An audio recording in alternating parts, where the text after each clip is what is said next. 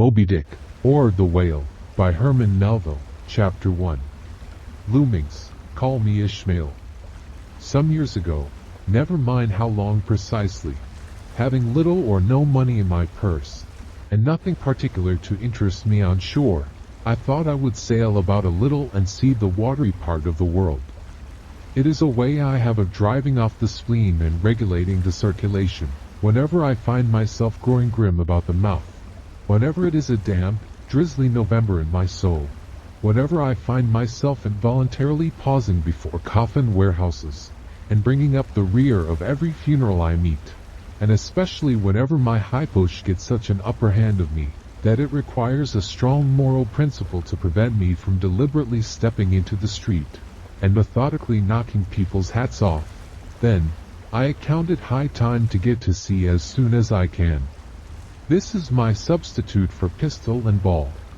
With a philosophical flourish Cato throws himself upon his sword. I quietly take to the ship. There is nothing surprising in this. If they that knew it, almost all men in their degree, some time or other, cherish very nearly the same feelings towards the ocean with me. Then now is your insular city of the Manhattoes, belted round by wharves as Indian isles by coral reefs. Commerce surrounds it with her surf. Right and left, the streets take you waterward. Its extreme downtown is the Battery, where that noble mole is washed by waves, and cooled by breezes, which a few hours previous were out of sight of land. Look at the crowds of water-gazers there, circumambulate the city of a dreamy Sabbath afternoon. Go from Corlear's Hook to Coney Slit, and from thence, by Whitehall, northward. What do you see? Posted like silent sentinels all around the town, stand thousands upon thousands of mortal men fixed in ocean reveries, some leaning against the spiles, some seated upon the pierheads, some looking over the bulwarks of ships from China, some high aloft in the rigging, as if striving to get a still better seaward peep. But these are all landsmen, of weekdays penned up in lath and plaster, tied to counters, nailed to benches, clinched to desks. How then is this? Are the green fields gone? What do they hear? But look!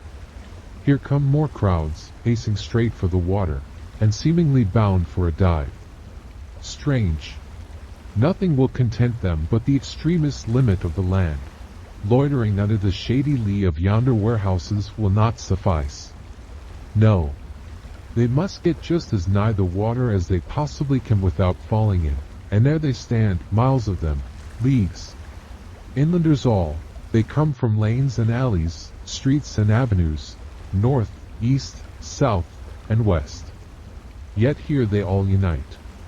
Tell me, does the magnetic virtue of the needles of the compasses of all those ships attract them thither? Once more. Say you are in the country, in some high land of lakes. Take almost any path you please, and 10 to 1 it carries you down in a dale, and leaves you there by a pool in the stream. There is magic in it. Let the most absent-minded of men be plunged in his deepest reveries. Stand that man on his legs, set his feet a-going, and he will infallibly lead you to water, if water there be in all that region.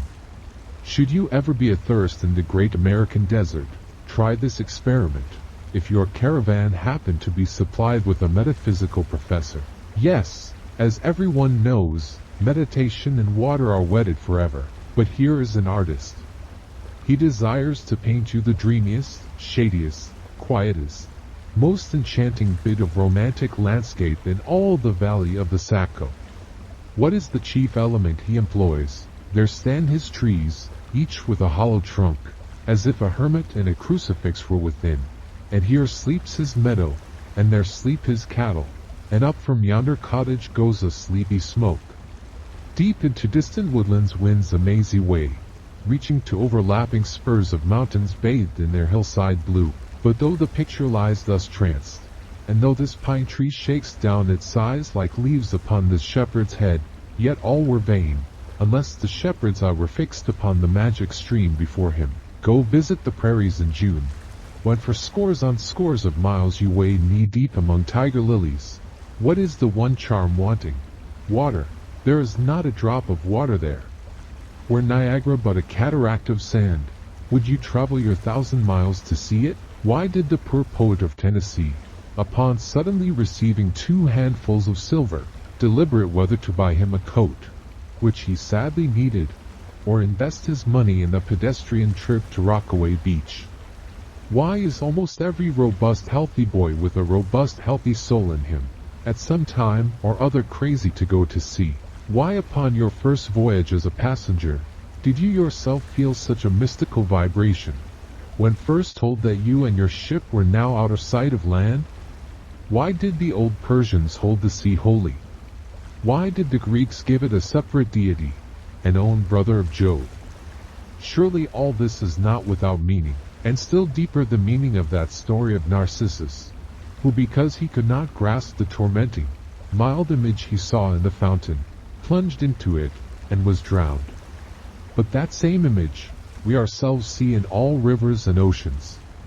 It is the image of the ungraspable phantom of life, and this is the key to it all. Now, when I say that I am in the habit of going to sea whenever I begin to grow hazy about the eyes, and begin to be overconscious of my lungs, I do not mean to have it inferred that I ever go to sea as a passenger. For to go as a passenger you must needs have a purse, and a purse is but a rag unless you have something in it. Besides, passengers get seasick, grow quarrelsome, don't sleep of nights, do not enjoy themselves much, as a general thing. No, I never go as a passenger, nor, though I am something of a salt, do I ever go to sea as a commodore, or a captain, or a cook. I abandon the glory and distinction of such offices to those who like them.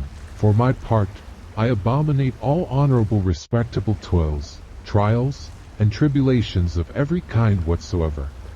It is quite as much as I can do to take care of myself, without taking care of ships, barks, brigs, schooners, and what not. And as for going as cook, though I confess there is considerable glory in that, a cook being a sort of officer on shipboard, yet, somehow, I never fancied broiling fowls.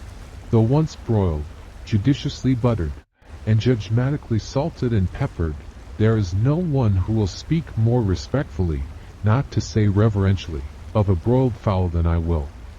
It is out of the idolatrous doatings of the old Egyptians upon broiled ibis and roasted river horse, that you see the mummies of those creatures in their huge bakehouses, the pyramids. No, when I go to sea, I go as a simple sailor, right before the mast, plumb down into the forecastle, aloft there to the royal masthead.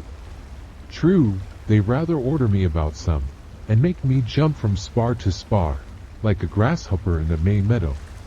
And at first, this sort of thing is unpleasant enough. It touches one's sense of honor, particularly if you come of an old established family in the land, the Van Rensselaers, or Randolphs, or Hardicanutes. And more than all, if just previous to putting your hand into the tar pot, you have been lording it as a country schoolmaster, making the tallest boys stand in awe of you. The transition is a keen one, I assure you, from a schoolmaster to a sailor, and requires a strong decoction of Seneca and the Stoics to enable you to grin and bear it. But even this wears off in time. What of it, if some old hunks of a sea captain orders me to get a broom and sweep down the decks? What does that indignity amount to, weighed, I mean, in the scales of the New Testament?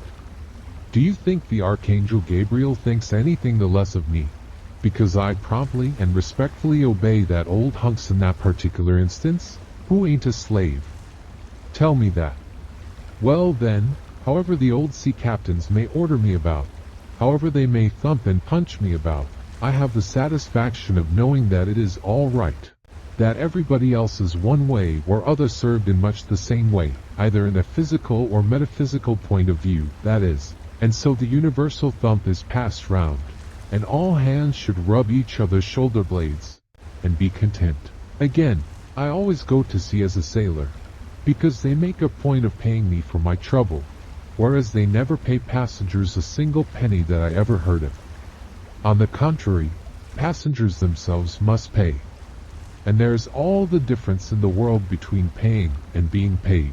The act of paying is perhaps the most uncomfortable infliction that the two orchard thieves entailed upon us. But being paid, What will compare with it? The urbane activity with which a man receives money is really marvelous, considering that we so earnestly believe money to be the root of all earthly ills, and that on no account can a money man enter heaven. Ah, how cheerfully we consign ourselves to perdition. Finally, I always go to sea as a sailor, because of the wholesome exercise and pure air of the forecastle deck. For as in this world, headwinds are far more prevalent than winds from astern, that is, if you never violate the Pythagorean maxim, so for the most part the Commodore on the quarter-deck gets his atmosphere at second hand from the sailors on the forecastle.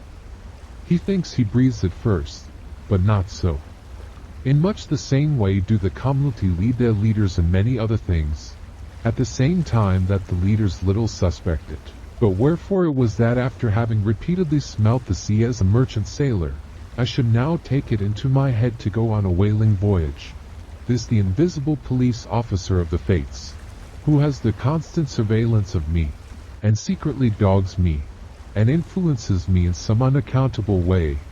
He can better answer than anyone else, and doubtless, my going on this whaling voyage formed part of the grand program of Providence that was drawn up a long time ago. It came in as a sort of brief interlude and solo between more extensive performances. I take it that this part of the bill must have run something like this: Grand contested election for the presidency of the United States. Whaling voyage by one Ishmael. Bloody battle in Afghanistan, though I cannot tell why it was exactly that those stage managers, the fates, put me down for this shabby part of a whaling voyage, when others were set down for magnificent parts in high tragedies, and short and easy parts in genteel comedies, and jolly parts in farces, though I cannot tell why this was exactly. Yet, now that I recall all the circumstances, I think I can see a little into the springs and motives which, being cunningly presented to me under various disguises, induced me to set about performing the part one did, besides cajoling me into the delusion that it was a choice resulting from my own unbiased free will and discriminating judgment. Chief among these motives was the overwhelming idea of the great whale himself. Such a portentous and mysterious monster roused all my curiosity. Then the wild and distant seas where he rolled his island bulk, the undeliverable, nameless perils of the whale. These, with all the attending marvels of 1,000 Patagonian sights and sounds, helped to sway me to my wish. With other men, perhaps, such things would not have been inducements. But as for me, I am tormented with an everlasting itch for things remote. I love to sail forbidden seas, and land on barbarous coasts. Not ignoring what is good, I am quick to perceive a horror, and could still be social with it, would they let me, since it is but well to be on friendly terms with all the inmates of the place one lodges in. By reason of these things, then, the whaling voyage was welcome. The great floodgates of the wonder world swung open, and in the wild conceits that swayed me to my purpose, two and two there floated into my inmost soul, endless processions of the whale, and mid most of them all, one grand hooded phantom, like a snow hill in the air.